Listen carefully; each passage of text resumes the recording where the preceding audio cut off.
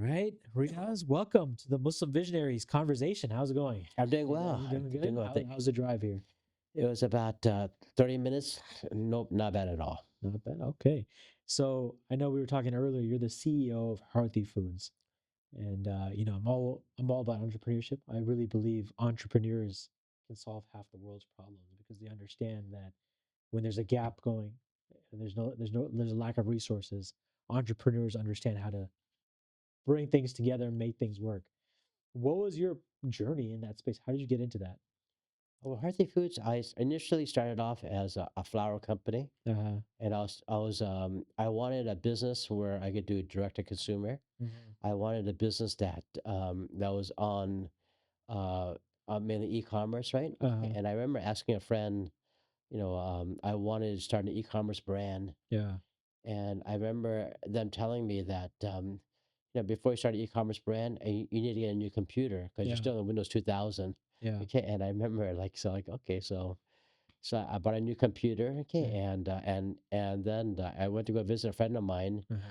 and he had an e-commerce brand, and I just learned from him, Mhm. and I started making flour out of fruits and vegetables. Uh-huh. And my first product was apple flour, Uh-huh. and what I was taking at the time, I had these big ovens at the warehouse and Uh-huh. at my own facility. And I was taking apples, slicing them, and making into a chip, and then Uh-huh. making into a powder.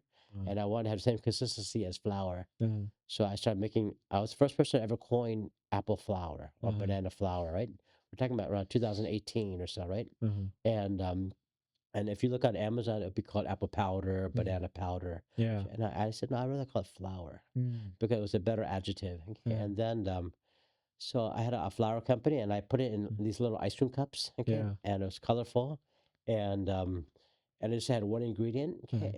and these were like figments of my imagination. Yeah. But why? Why flour? Why food? Why what was the whole inclination to get into this Oh, space? why? Because I remember my mother had a medical issue, Mhm. and her issue was that her doctor told her that she needs to stop eating carbs. Mm. Okay, and if you know anything about Indian cooking, it's basically it's a lot of roti, a lot of naan, Yeah. a lot of rice. Okay, they're all Yeah. carbs, right? Okay, I started coming thinking of making using fruit and vegetables Mhm. to make I guess carbs and make flour out of it, so she Uh-huh. can make roti, chapati, Uh-huh. bread. Yeah. That's how it all came from. Yeah. So Did from you that. go to school for this? What did you go to school for? No, I went to school for marketing entrepreneurship, right? Oh wow, Okay, marketing. at USC, right? Okay, And what year was this? When 2002. Okay, 2002. so Marketing entrepreneurship is very. I'm not forgetting. No, no, I'm so sorry. From 1990 and 1992. uh, I'm messing my timelines yeah. off, but I did that. Okay, and really but it was just particularly sales. Uh, That's what I was really yeah. interested in. And if I knew if I could sell something to somebody, Yeah. that I always have a job. Yeah. I mean, it's interesting to hear someone talk about marketing. I was just telling someone younger today. I was like, I've been in marketing for now almost 15 years, but I rarely see people get into marketing. But in the last couple of years, it's been an influx. Everyone's getting into marketing because they're all excited about it. The world is driven by marketing. If I'm sure you've heard of Kevin O'Leary from Shark Tank. He talked about how the past you needed engineers and others, but now you need storytellers, you need creatives, you need people to really make a company to grow. But what brought you into marketing back then? Well, I like the psychology of marketing, and I Hmm. think usually something is driven because you're inspired by somebody. Yeah. Okay, and for me, it was a professor. Hmm. Okay, I think it's Professor Katz, his name was, right? Uh-huh. And I just liked the way he was. Okay, Hmm. and the one thing I could tell you about marketing, I knew he said something to me that really resonated with me, which he Yeah. said that if you know how to sell something, Yeah. then you always have a job. Mm. I remember that. That's powerful. Hmm. Um, what was it that well, what did you do in the 90s then? So you got into marketing, Okay, got your degree, and then before you started your company. well, what happened was in 1986. I remember I was working at a KFC, and I told my dad when I was 16 years old, Mhm. I'm not doing well in school. Yeah. Okay, and I told my dad, can you help me? Mhm. My dad was a CPA. He was a Yeah. numbers man, right? Okay, and he said, go get a job at KFC down the street. Yeah. And so I get this job at Mm. KFC, okay, Yeah. and I think maybe his hidden agenda was hopefully he would think that, that would get me scared straight, Yeah. okay, and then to go work at fast food, right? Okay, Yeah. So I get work at that job. I was making biscuits and you know chopping cabbage and make coleslaw and work at the register, and I loved that job. Yeah. I just loved it. And then I became assistant manager 2 years later, right? Yeah. Okay, and then okay, and then I heard the franchisee telling somebody that the store's for sale. Yeah. So I told the franchisee, I mean, I told my dad if he could buy it or not. Yeah. Okay, and the franchisee was like kind of wondering how could this kid's dad buy him a KFC, like the possibility of that, right? Yeah. Okay, and my dad was a very polished person, right? Yeah. Okay, and he was able to present, why he could buy this restaurant. Okay, Yeah. and he looked at the numbers, and he buys this restaurant from me.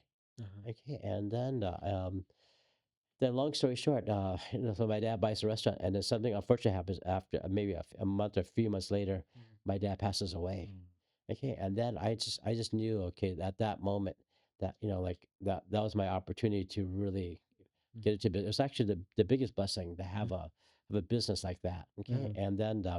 and I never got any real sibling help with that. Uh-huh. Okay, and my mother was she was too polished.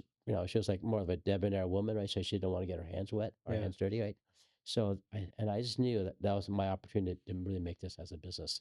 So my mom told me, listen, I help you with this business, Uh-huh. but make sure you get an education. Mm.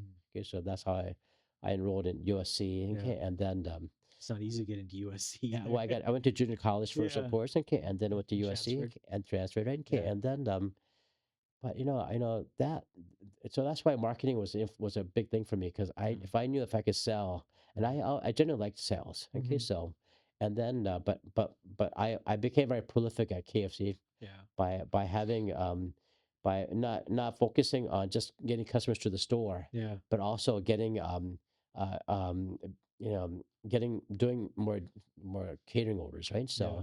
So I developed a major catering program for Mhm. KFC. Yeah. In fact, I was doing things like that was cutting edge back then. For Yeah. example, I was like I had doing like deliveries, Uh-huh. catering, Grubhub before Grubhub existed, Yeah. Uber Eats before Uber Eats. I was just doing deliveries to hotels, Mhm. to to dealerships because Riaz was known for Auto Square. Uh-huh. Okay, and then I was start doing dealership orders, right? Mhm. So and then I started doing school lunches, right? Mm. So I just started just raking revenue by Mm. just doing deliveries. Oh, wow. And I remember like just when I Such a would simple concept, deliveries, because like in other parts of the world, and we were talking about India earlier, like the whole tiffin delivery system is like big over there. Even in the Gulf states, they were delivering food way before the US. Mhm. So just the concept is powerful if you think about it. Well, it was just catering, and I remember like I was coming up with these catering menus, like Yeah. instead of like saying I would just say, listen, if you want to feed 10, 12 people, you're gonna get this package. Yeah. And so just tell me how many people you want to feed. Yeah. I'll call party menus. Party menu number one would be 10 to 12 people. Uh-huh. Party number two would be 14 to 16 people. Uh-huh. So what I would give to any say business, Yeah. just how many people are to feed, and I'll just give them whatever they wanted. Yeah. Okay, so but it was really that was really what it was, and also like just the sales part of it, meeting Mm. somebody, okay, and then it just that's where it all started from, and then I started like, focusing on school lunches, Uh-huh. started focusing, and then I would buy KFCs. I didn't care how bad it was, became a distribution point for more catering. Mm. Okay, so I'll try to buy the worst KFC possible, Uh-huh. like a ghost kitchen Yeah. almost. Okay, and just you take it over and then just do deliveries from there. So you're like the KFC kingpin to some extent. I think I was really good at it. How many KFC did you have? I had four locations, four KFCs, and then one Taco Bell. Wow. In which area? Cerritos, Alhambra, and Sierra Madre. Okay. That's a very interesting story. Yeah. You had four KFCs, and then where did you go next from there? Okay, and then I remember with KFC, I became disillusioned with KFC, and then I bought a facility in LA, Mhm. so I was doing halal. I was cutting my own chicken, Yeah. bringing it to my own facility, and just doing all kinds of like delivery, And then around 2005, I sold that company. Okay, Yeah. and around 2003 or 2002, I started doing Crave rolls, which is Yeah. like a taquito product. Uh-huh. I was selling it to halal grocery stores. Okay, Uh-huh. halal stores. Okay, and then Yeah. I started doing Okay, and then I was doing pretty well, right? But the problem with the halal stores that you get into these stores, especially in the frozen aisle, but I was easy to make sales, but it was hard to get paid. Okay, Mm, so I said, let me start focusing on try doing samosas. Okay, mhm, to Whole Foods, right? Okay, and then I had a tip that the buyer from Whole Foods would go into work at 4 o'clock in the morning. yeah, So I sent him an email and I mhm, tell him, hey, his name was Brad, I think it was. Okay, I tell Brad, can I meet you at 4:30 in the morning? yeah, Okay, and so he got this email and he got this email from somebody who uh-huh, wants to meet him at 4:30 in the morning, right? uh-huh. And the reason why I did that because I figured that every early bird likes everyone likes Everyone likes some. early meetings. Yeah, so I said, okay, maybe that's just so and he accepted the meeting at 4:30, right? Yeah, Okay, so and the meeting was in Northern California, right? Okay, uh-huh, and Emeryville. Okay, and then so I remember driving from LA the night before. uh-huh, Okay, and then frying some samosas at the hotel. I was, uh-huh, and bringing it in to at 4 o'clock in the morning for him, right, to uh-huh, try it. And at the time, there's no one's ever heard of Indian food in mhm, grocery stores. This run about 2004, mhm, 2003, 2004, right? Okay, and uh-huh, then so I bring it to him, and he looks at it, and he says, "Well, I'm not eating samosas at 4:30 in the morning, right?" Okay, and then but he asked me two questions, right? He asked me one question is that why should I buy from you? mhm, Okay, and second thing he asked me, he says it's hard to get into Whole Foods, mhm, but it's hard to stay in. yeah, So how do you plan to do that? And the one thing I told him was like whenever you have a new product, like especially a buyer, you can't say I'm the best at it. yeah, Like why should I buy from you? Like because everyone says I'm the best. I have the yeah, best spaghetti or I have the yeah, best whatever. But I remember telling him that the reason why, you should do it is because, like, I'm going to be doing demos at your stores. yeah, Okay. And he looked at me and he said, but you're coming from LA. mhm, I said, no, I'm going to drive. At the time, there's about 30 Whole Foods at the time. Yeah. mhm, So it'll take me about maybe 6 to 8 weeks to demo uh-huh, every store at Whole Foods, okay, and I'll drive from LA, okay, mhm, and just do demos, okay. mhm, You get a little fryer and start frying samosas uh-huh, and sampling them out, okay, and mhm, then at the same time, I met with Costco, right, okay, mhm, and there's a thing called roadshow at Costco mhm, where you basically come in for the weekend, okay, and mhm, then you come in on Friday, you set up, okay, and you sell whatever you sell, and then by the weekend you take all your inventory and leave, and they mhm, tally all your sales, right? Okay, yeah, okay, and it's a very special program that Costco had, right? mhm, So I remember doing roadshow at demos at Costco, okay, mhm, and then I was handing out thousands of samosas, mhm, okay, and I would tell everybody that if you don't see me, you're not gonna see me on Monday, yeah, and if you like these samosas, just go to Whole Foods. uh-huh. Okay, and then my Whole Foods samosa sales took off, right? Oh, So it's it so kind of worked out. you got the you should be the kingpin of samosas to some extent, right? You Yeah. introduce samosas to the Well, I was the first person to ever bring Indian food products into uh-huh, Whole Foods, right? yeah, I was the first person, and they were halal as well. mhm, So I was the first person to bring halal Indian food mhm, into Whole Foods, and even I would put halal on it. yeah, And that wasn't. I think it didn't matter to Whole Foods, but yeah, it mattered to me. yeah. No, it's powerful. I mean, just that anytime you see halal food in any restaurant, any Mhm. store, we all get happy because Yeah. we're like, man, somebody's thinking of us, right? Yeah. And make it happen. And now it's like gone into a space. I've seen around many universities, they have halal food there. They have halal restaurants. They have halal, even the owners are not Muslim. They don't have any connection to Hmm. Islam, but they just have halal on there because they want to be part of this movement, right? Because it's so catchy, and they Yeah. know they're going to get an audience of people as soon as you get halal on the menu.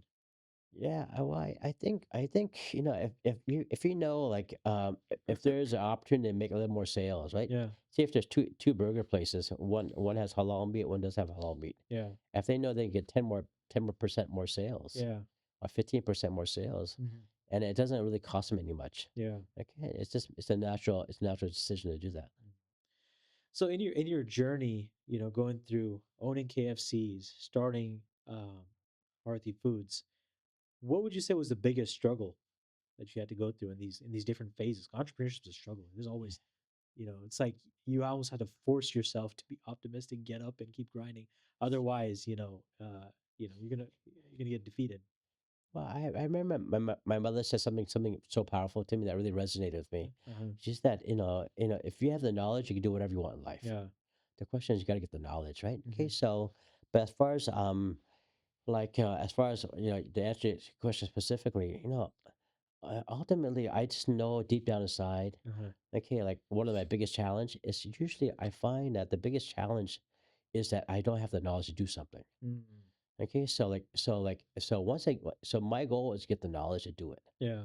Okay, so and I have and I've become an expert at launching products. Uh-huh. Okay, and reinventing myself. Okay, Mm. so like for example, samosas. I don't have the knowledge to make samosas, right? Yeah.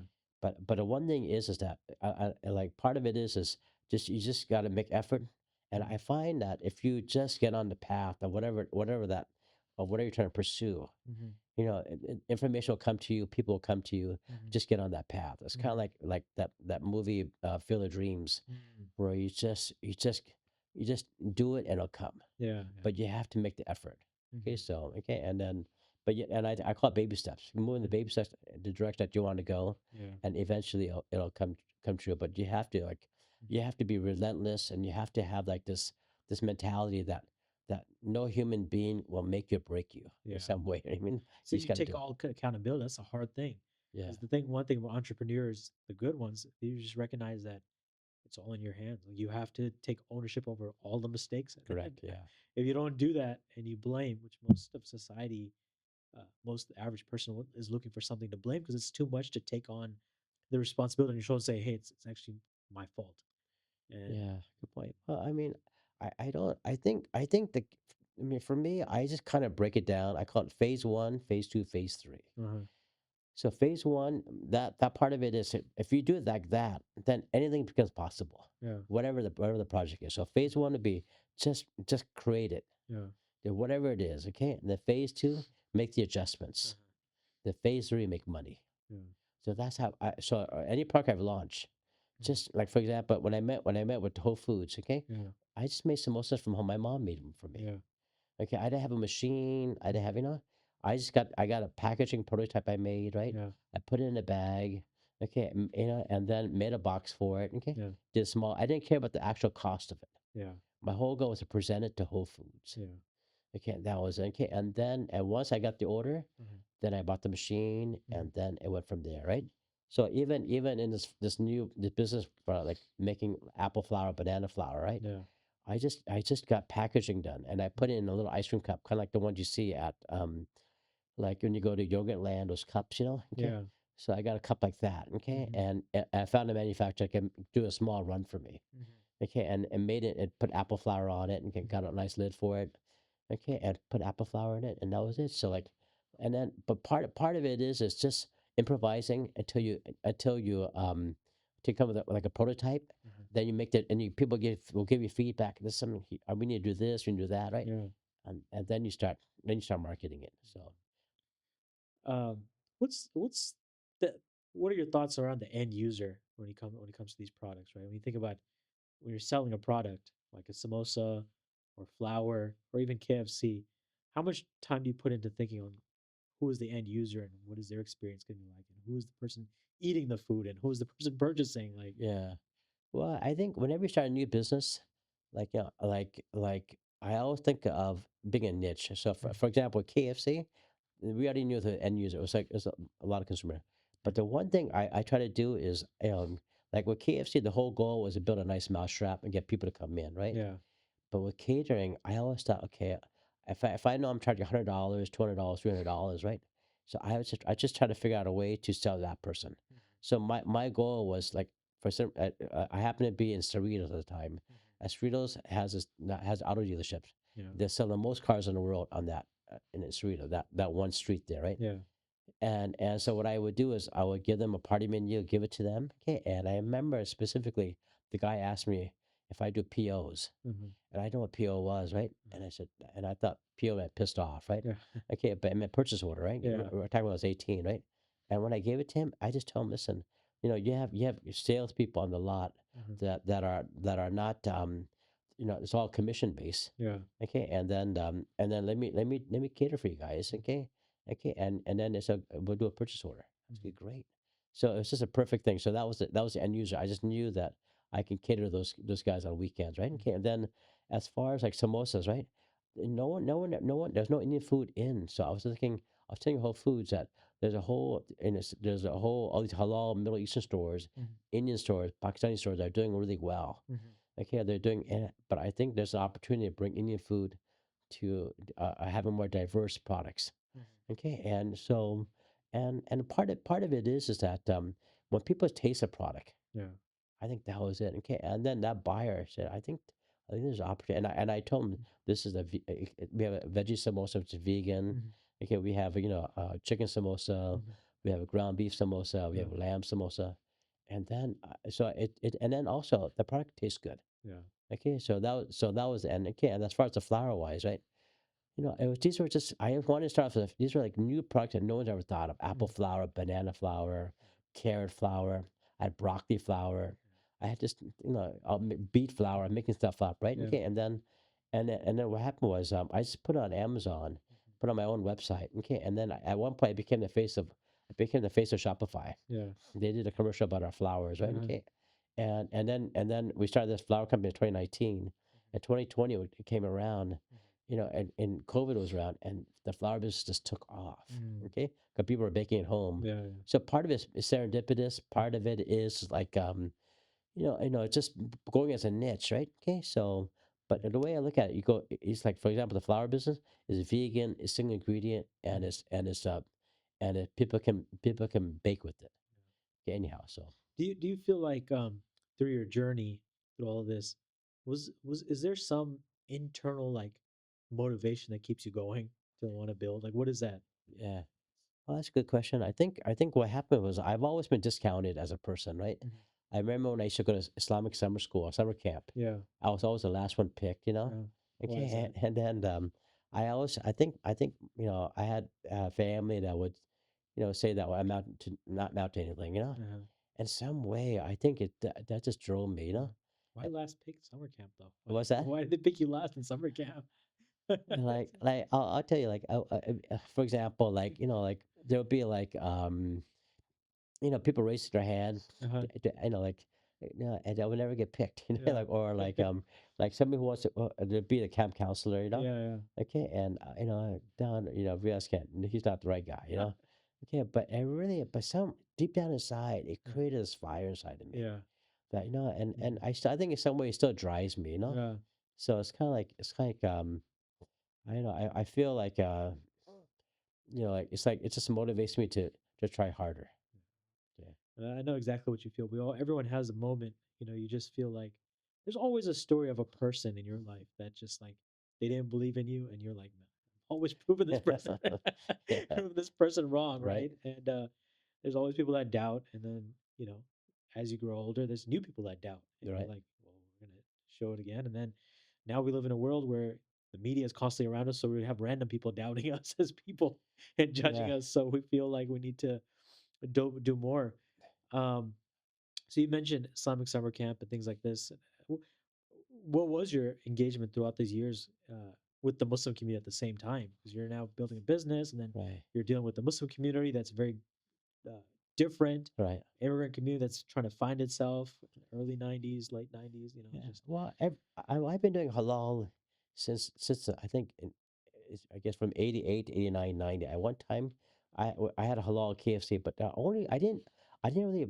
My goal wasn't to be only for Muslims. yeah, I did halal from my own personal preference, right? yeah, Okay, but one thing I did do that in terms of KFC, I did line item pricing, uh meaning that the price for halal was always any extra than the non halal. mm, So right, that's one reason why that KFC, all the KFC soared. yeah, Okay, and then what I did was I just figured out a way to cut the cost. mhm, So I'll cut the chicken at a Buddhist slaughterhouse, yeah, okay, that I will cut myself, uh bring it to my own USA facility, yeah, and keep my prices low and yeah, be able to do line item pricing. wow, And that just took off, right? yeah, In fact, I had one of the highest volume KFCs, right? uh-huh, Okay, as far as samosas, right?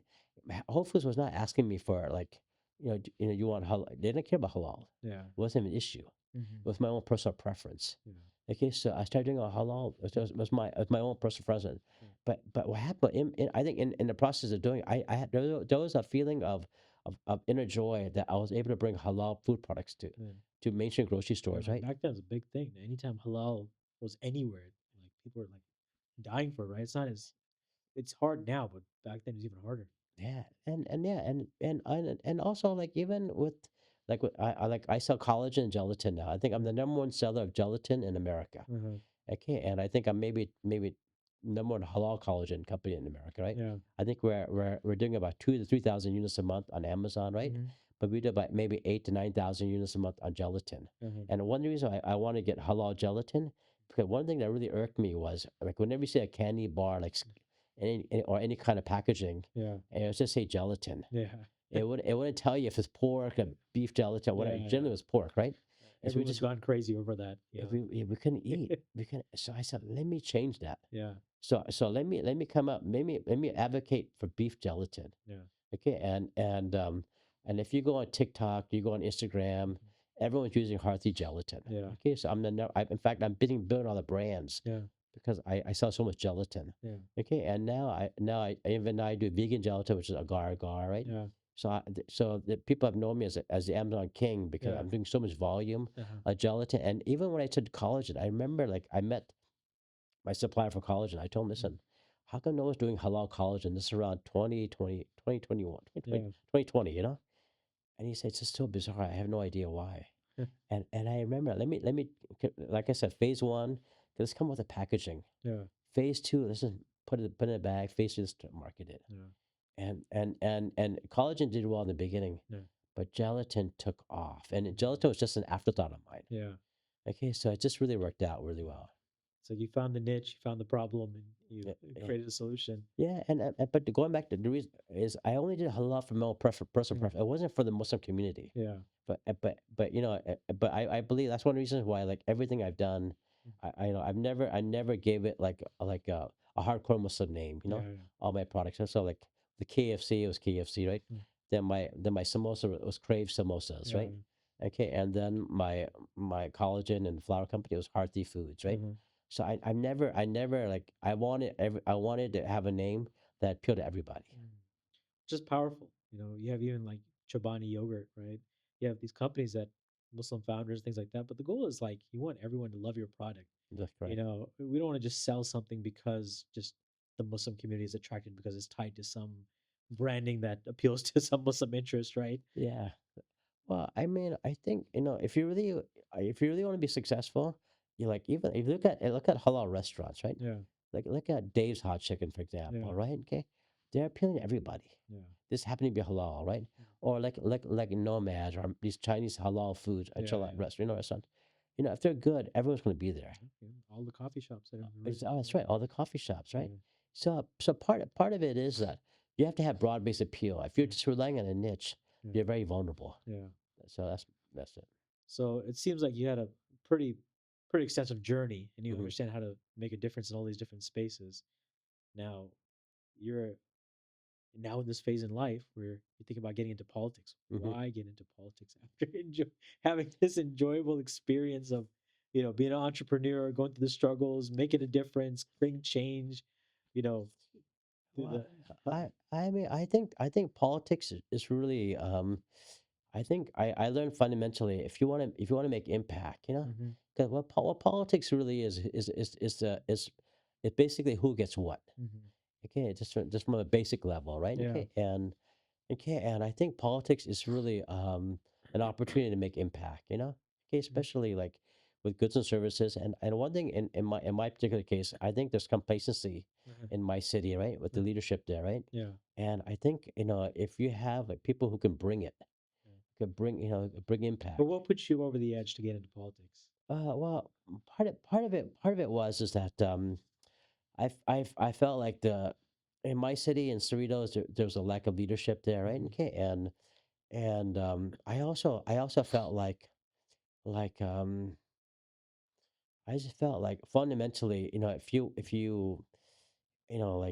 if you really want to make impact, if you can't just talk about problems, hmm you got to talk about solutions. hmm And I think with Cerritos, the biggest issue I had was that there are people who are just sitting there who have been there for a long time yeah, and not doing anything special, and mhm, I wanted to change that, right? Okay, yeah, and but I also felt like when I ran, I also I would meet more people. I would meet other city councilors. I would meet other, and they said, I think you can do it, Riaz. Yeah. You fit the profile. First, you've been in Syria for a long time. Yeah. Since 1979. Yeah. You're a homegrown candidate. Mhm. You had a successful business. You have a Mhm. business background, Mhm. and I also was the economic commissioner in my city, right? Okay. So I had government experience. I had business experience, and I happened to be a local kid, right? Okay, Yeah. so when other people like who had a lot of experience in Syria city politics, Yeah. they said you fit the right profile, Mm. and plus you present well. Yeah. Okay, and I saw that was it. So I said okay, and then I also hosted a very successful event for a guy named Derek Tran, Mhm. who was a congressman, a new congressman. Okay, and Mm. he was going against Michelle Steele, Yeah. who was a person who was like strong advocate. Okay, for against Zionism. Yeah. Okay, and anyhow, so then and anyway, so we hosted the event. We had about maybe 50 to 75 people Mhm. come to my house. Okay, and I think Derek Tran won by 560 votes, and he was a Yeah. I newcomer. saw that. A lot of people were talking about it. You basically pushed him over the edge, right? Yeah, If he didn't have that engagement, and the last year, many Muslims were very skeptical of different people in politics. So any trust you can build, that you deliver votes with that. yeah. And I saw that politics can make impact, right? Uh-huh. And I mean, if fundamentally, I think we're expecting, I think we have to reconsider how we look at politics. Hmm. Fundamentally, I don't think we should expect non-Muslims to be representing Muslims fundamentally, So I think it's important for Muslims to get involved with politics, Hmm. not because we want to take over, Yeah. but we want to have a voice. Yeah. Okay, and I think in a lot of ways, like you know, I do believe I do believe that in order to be in good political to have good governance, Hmm. you have to do a policies what's good for everyone. Hmm. So Yeah, that's important, right? I mean, when we think about being a leader of a city or anything like that, you do have to figure out what appeals to everyone's needs. And I think one of the mistakes the Muslim community has done over the years is only showed up when things are of their own interest, right? And many other groups do that too. But for us as a community, we have to show up in all these different spaces. We need to be in conversations about PTAs. We need to be in conversations about the water health, the roads, and right. all of these other things that impact everyone's daily life. Hmm. That's how you make real change, right? Hmm. And that's how you build credibility. People don't want somebody who just comes in, shows up when things are difficult for them. Hmm. Good And I point. think that's why your profile probably makes sense because you've been in that space for a very long time, and they've seen you in other elements. Um, what was I think we all have fears about getting into politics. One of my biggest fears has always been, and I'll never get into politics, but is in the sense of running for office, is that it it's divisive to some extent. It takes away from the other good work that you're doing, and then you immediately become into a politician, and everyone kind of looks at you as a politician. What were some of your fears getting into space? Well, I think the problem one of my fears, of course, is like I think personal scrutiny. Uh, People like that's part of it, right? yeah, Yeah, and then another part of it is time. yeah, It's just the amount of time you go through, right, to do yeah, this, right? Okay, because I get phone calls like I mean the ballot books came out where yeah, or the candidates books that came out. Okay, and my personal phone number is on that. yeah, Okay, so I'm getting so many calls from yeah. people, right? Okay, and so like first you got to figure out if they're crazy or not crazy, right? Uh-huh. That's one, right? Okay, but then you start listening to them, and you just gotta get to the. It's a, you open yourself up to a lot of people, A lot right? of criticism. Yeah, Okay, and part of it is like, but I kind of but as far as like you're talking about the negatives of getting into politics, right? yeah, There are like challenges because it's just time, uh-huh. and you're trying to convince people that they should vote for you, and there's a Yeah, lot of cynicism, right? yeah, Okay, and and ultimately what's happened is that there's a lot of do nothing politicians, okay, and have done nothing, right? So yeah, like, so like imagine like Just imagine, say, if you have a product, right? Okay, Yeah. and the product is not working. Yeah. Okay, so people have become very cynical, right? Yeah. But when there's a product that's really is working, Yeah. it's really trying to do something good, that then that's what I'm trying to do Mhm. as a political figure, right? I'm trying to be sincere and do the right thing, Yeah. Yeah. For me, always the red flag with politicians are the people that have primed their entire life to get into politics, right? It's like their whole existence was like, one day I'm going to get into politics. So they check off every box from high school up until they get into political office. That's always a red flag. I think the greatest politicians are the ones that are non-traditional. They're the people that have already served the community, they've got involved in the community, and it was sort of a natural progression, challenging time, different things that kind of pushes you in there because you're purely there for the mission. You're not there for the appeal of becoming a politician, right? Well, I mean, if you want to come, I mean, I thought about this, but even Prophet Muhammad Sallallahu Alaihi So, Wasallam, he was a politician. hmm. Yeah, Yeah, that's really it. He was a political leader. He was a military leader. He was a merchant, yeah, yeah, business person, yeah, he was a world leader too, yeah, he a business leader, right? So like, so in a lot of ways, I think that for a Muslim to stay away from politics, uh I think it's a missed opportunity. yeah, Because so what ends up happening? You end up having bad leadership, right? yeah, Okay, and people have like undivided loyalties, right? yeah, So in the end, if I really want to make impact, yeah, and I think what Prophet Muhammad did, he made impact politically. yeah, Okay, so that's one reason I'm getting yeah, involved. yeah.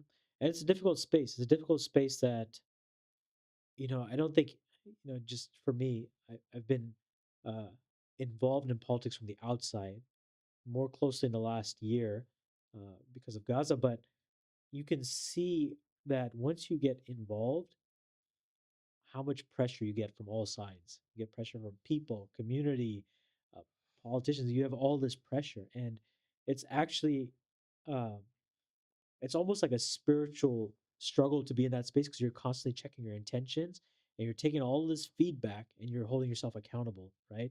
Many people, what they do is they just uh, look at people as people that you got to appeal to, and they just keep pushing their own personal agenda. But for somebody to truly be in this space and be sincere, it's incredible opportunity for blessing, right? But it takes hard work in the entire process to know, check your intentions and be like, okay, I'm here because I want to make a difference.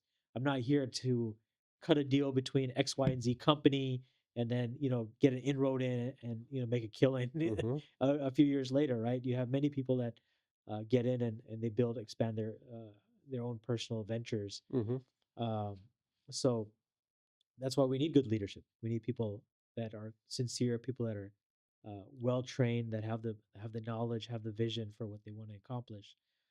Um, earlier you mentioned that you're a person that likes to go towards knowledge and having the knowledge of everything.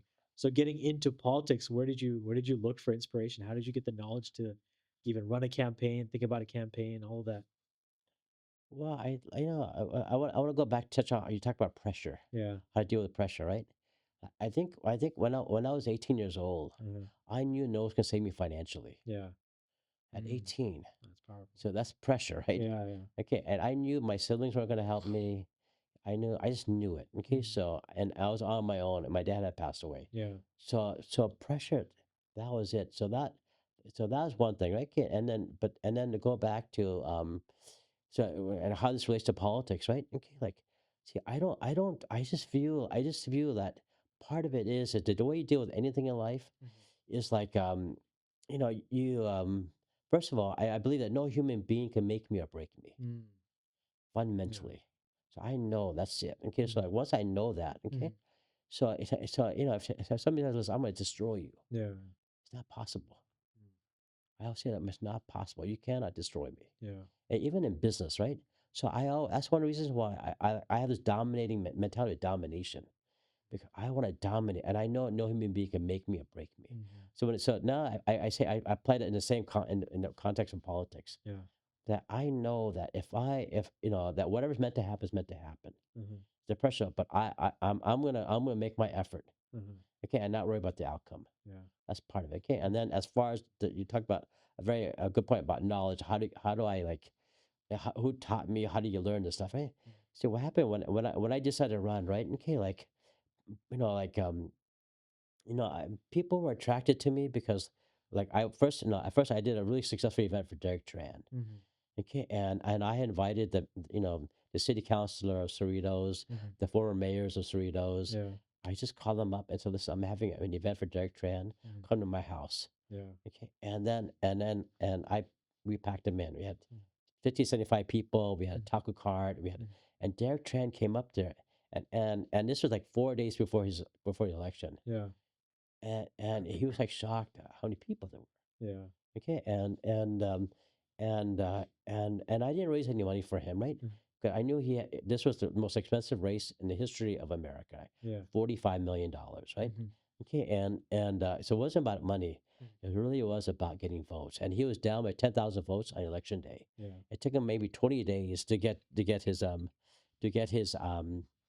him 20 days to finally get a final tally. He won by Yeah. 590 votes, right? Yeah. Okay, and I think, well, I had a very successful event for him. Okay, and then I saw that politics. It's just a numbers. It's just a few. All you need is a few, not a Yeah. lot, It's right? it's it's almost a scientific formula, right? Yeah, To some extent, you look at the Democrats and Republicans, they have both their formula calculation, but then there's the one that pushes over is the emotional appeal, right? exactly right. It's a So combination of the 2. so then what happened was that city council, all the people they saw this Mhm. event that I threw, right? So they come up to me and said, "Listen, Riaz, Mm. okay." And then I didn't say that was a really good event you threw for me, Uh-huh. threw for him, right? Okay, and then I told him, I said, "When's the next Democratic Club event happening?" Mhm. Okay, so it's happening on this day. Mhm. So I go to that event, okay, and I said, "What?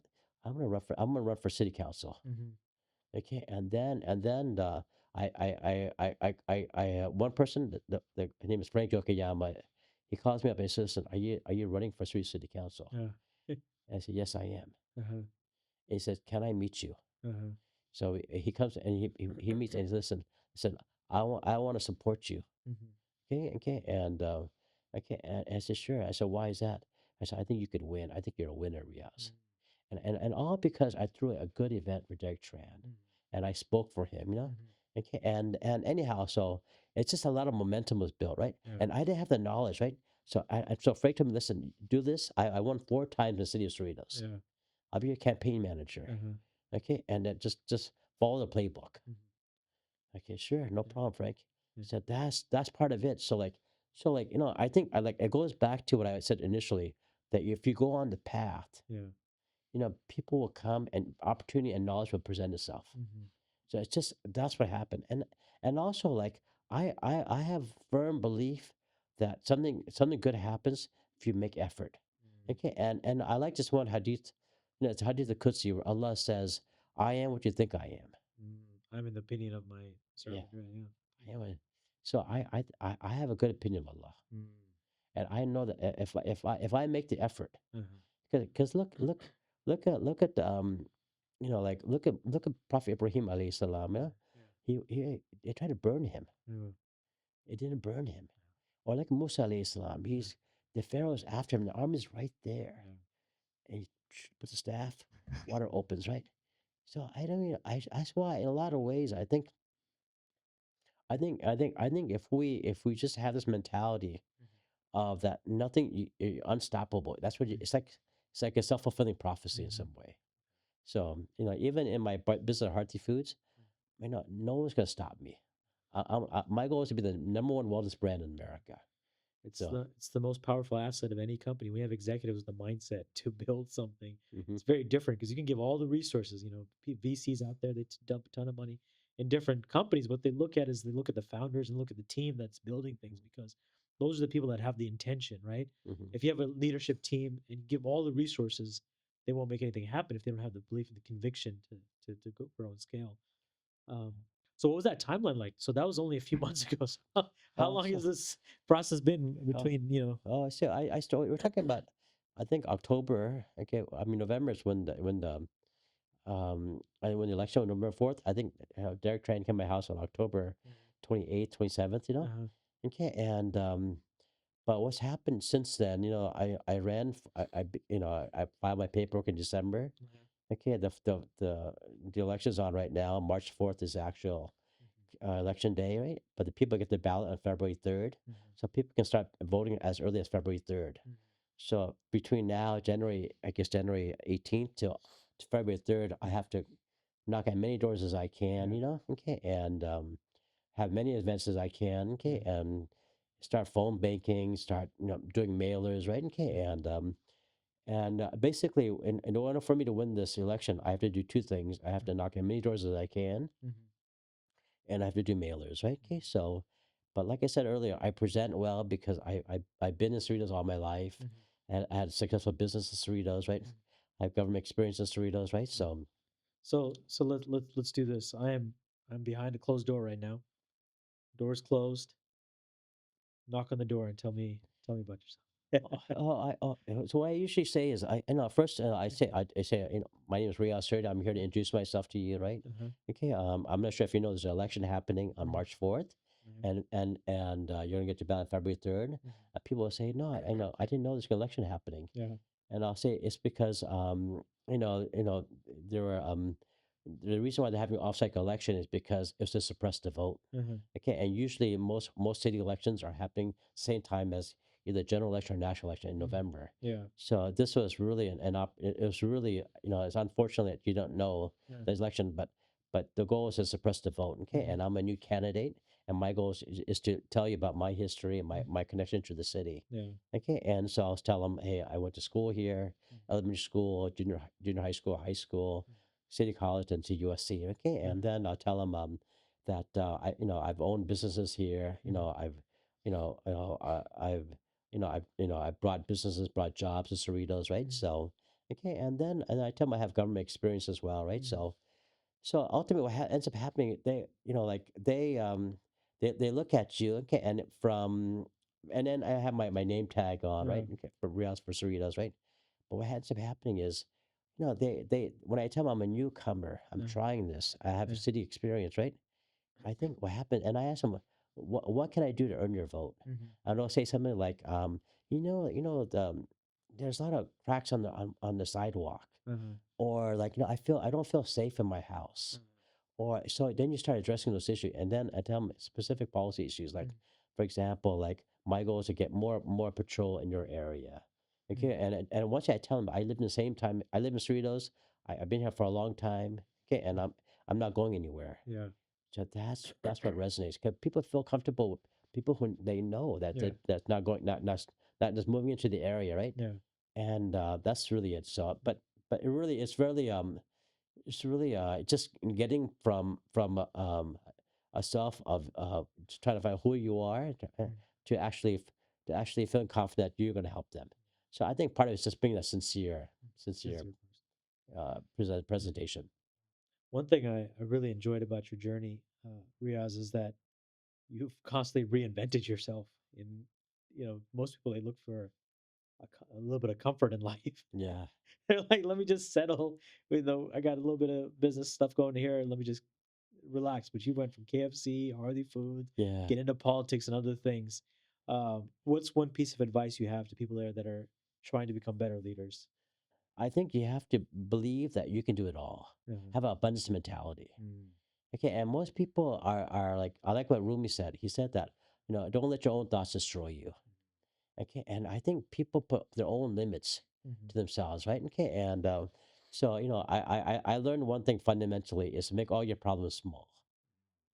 Okay, and Yeah. because if you compare them to Allah, right, to God, right? Yeah. They're all Okay, small. Yeah. everything becomes small, right? Yeah. So, and I think everything's achievable. Mhm. It's a question of, do you believe it or not? That's powerful. Well, with that, Riaz, we really appreciate your time in having this beautiful conversation. Really hope you win. We pray for your winning, and I mean, we thank you. hopefully we'll have a few gatherings with the community. We all come together and really push for your campaign. Thank you Thanks so so much. much. I'm very grateful for the Yeah, opportunity to speak to you thank you. guys. All right, take care. All right, so.